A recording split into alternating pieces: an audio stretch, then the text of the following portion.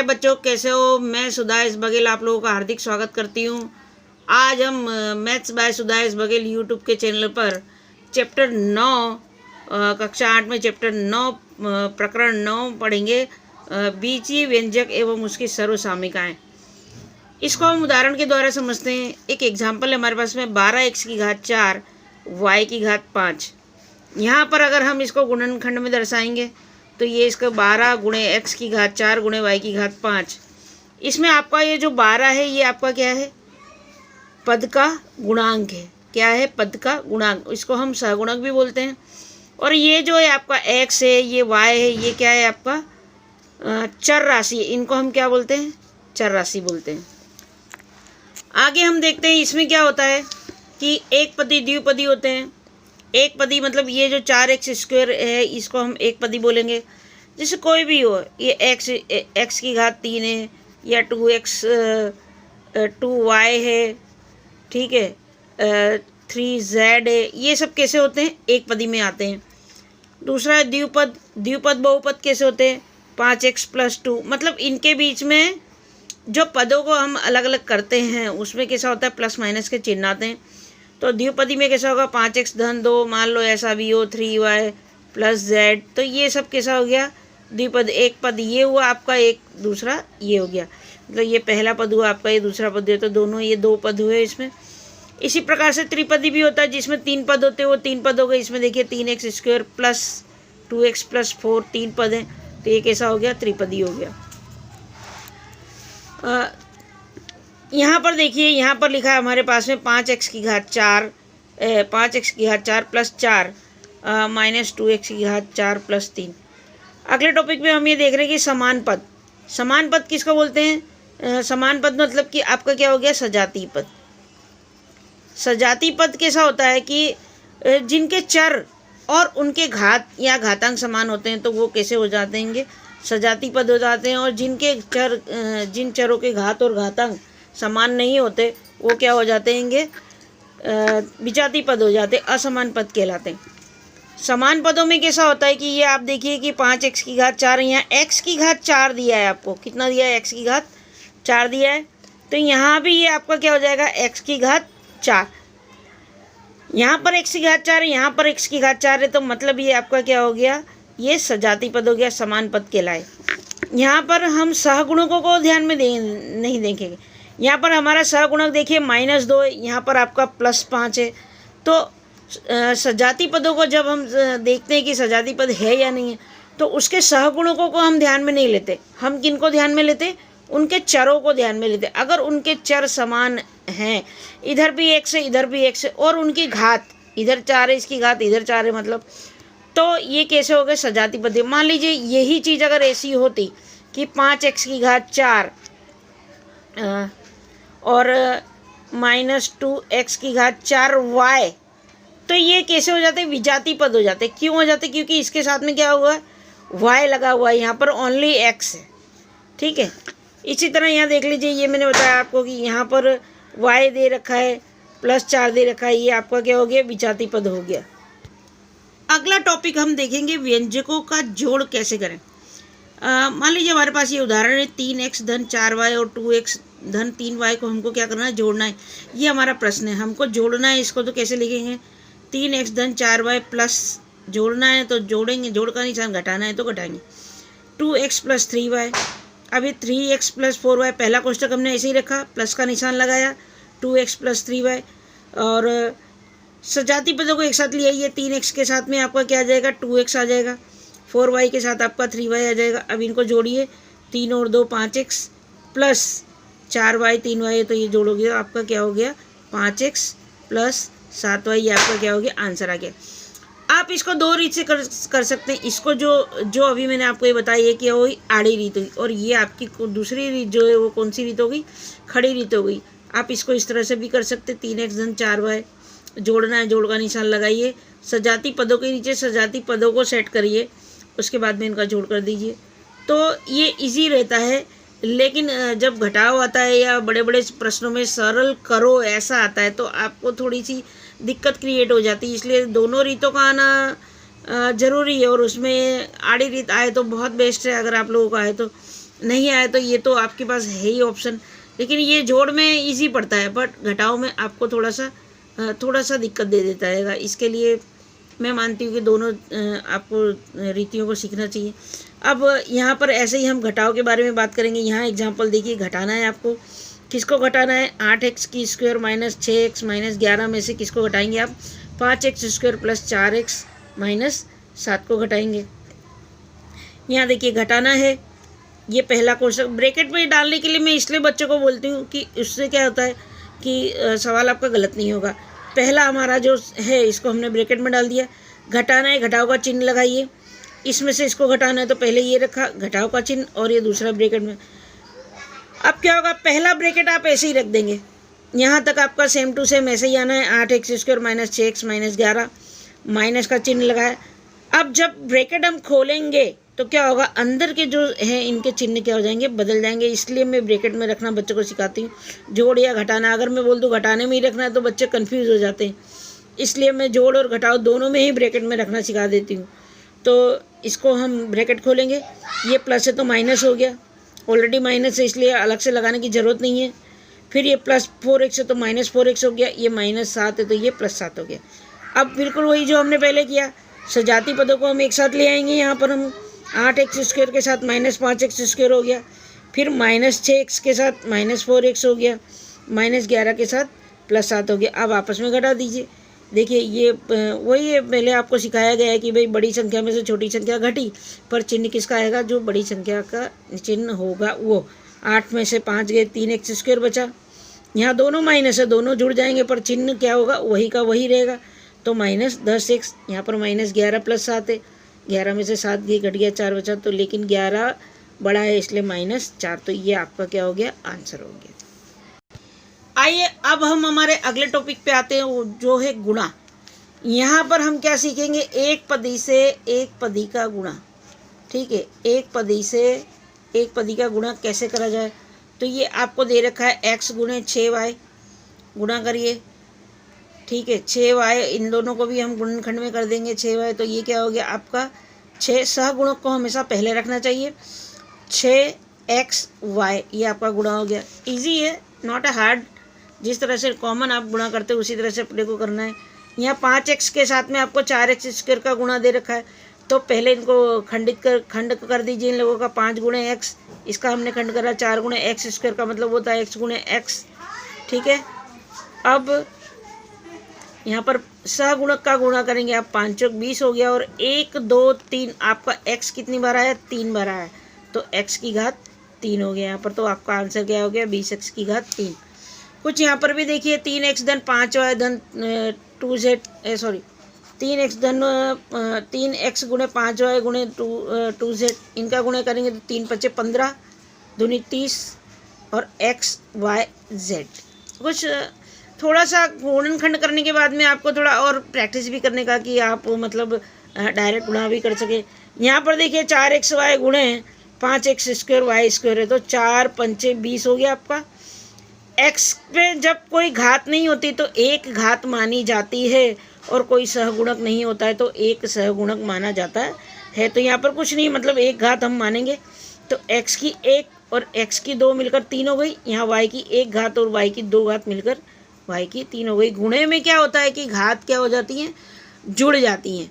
तो यहाँ पर हम गुणा कर रहे हैं इसलिए इनकी घात कैसी हो जाएगी? जुड़कर आएगी। अगला हमारा देखिए, यहाँ पर एक पदी से आप किससे गुणा करेंगे? 2 पदी को।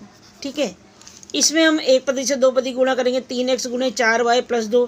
तो क्या करेंगे हम यहाँ पर? 3x से पहले गुणा करेंगे इसका, फिर इसके साथ इसका। ठीक है, 3x गुणे 4y प्लस 3x गुणे 2। अब इनका गुणा करेंगे, 3 चौक 12 xy हो गया, बीच में प्लस है, प्लस का निशान, 3 दूनी 6x। तो ये आपका क्या बन गया? आंसर बन गया। इसी तरह से 3 पदी के साथ भी आप मतलब करेंगे, तो 3x गुणे 4x square plus 5x plus 7 है आपका। यहाँ गुणा करेंगे, 3x का क्या? इससे भी गुणा होगा, फिर इससे भी होगा, और फिर इससे भी होगा। ठीक है, तो 3x गुणे 4x स्क्वायर प्लस निशान जो है वो लगाते जाएंगे, प्लस है तो प्लस, माइनस है तो माइनस। तो 3x गुणे 4x, 3x गुणे 5x, प्लस का चिन्ह 3x गुणे 7, गुणा करिए 3 चौक 12, x की घात 3 गुणा, यहाँ गुणे में घात जुड़ गई। यहाँ पर भी ऐसा हुआ, 3 पचे 15, 1x x मिलके x की घात 2 हो गई। यहाँ पर 3 सत्ते 21x हो गया, तो ये आपका आंसर बन गया। तो गुणा करते समय आप ये खास ध्यान रखें कि घात जो होती है वो क्या हो जाती है, सजाती पदों की घात जुड़ जाती है गुणे में। इस बात का आपको क्या करना है, ध्यान रखना है। अगला एग्जाम्पल हम देखें कि 2 पदी से 2 पदी का, ठीक है, 2 पदी से आप किसका गुणा देखेंगे, 2 पदी का गुणा देखेंगे। यहाँ पर 2 पदी है a + 3b, a + 5b। तो हम क्या करेंगे, सबसे पहले जो पहला कोष्ठक है उसका जो पहला मतलब जो अक्षर होगा उसको हम ले लेंगे, संख्या को ले लेंगे, और दूसरा कोष्ठक ऐसा का ऐसे ही रख देंगे। फिर +3b है तो +3b, माइनस हो तो माइनस रखेंगे, और a + 5b रखा। अब इनका गुणा करेंगे, हम आगे सीख चुके हैं अभी एग्जाम्पल में। a और a से गुणा करा तो a की घात जुड़ के a² हो गया। फिर a 5ab प्लस यहाँ पर 3ab, और यहाँ पर 3 पचे 15b²। यहाँ कोष्ठक के बाहर है, मतलब गुणा हो रहा है इन लोगों में। अब यहाँ पर हमने गुणा तो कर दिया, तो सवाल यहाँ पर हम छोड़ेंगे नहीं, क्योंकि यहाँ पर इनको देखिए आप, ये सजाती पद है 5ab + 3ab। जब सजाती पद आपके प्रश्न में आए उत्तर में, तो आपको उनको जोड़ना है। तो a² प्लस 3 और 5 8ab प्लस 15b²। तो आपका आंसर ये बनेगा, ये नहीं। इसलिए इसको कम्प्लीटली समझे और करें, क्योंकि अगर इस तरह से आप छोड़ोगे तो आपके आंसर के मार्क्स जो है वो क्या हो जाएंगे, कट जाएंगे। अगला एग्जाम्पल आप देखेंगे, यहाँ पर x + 7 a² + 3a + 5। यहाँ पर हमने 2 पदी का देखा, यहाँ 2 पदी का 3 पदी से गुणा देख रहे हैं। इसमें भी वैसे ये पहला पद हमने ऐसे ही रखा, दूसरा कोष्ठक हम ऐसे ही रखेंगे, ठीक है। और तीसरा करना, मतलब हमको करना हो तो हम इस ढंग से रखेंगे इसको, a² + 3a + 5, और ऐसे रखेंगे इसको 7 + 7 a² + 3a + 5, इस ढंग से।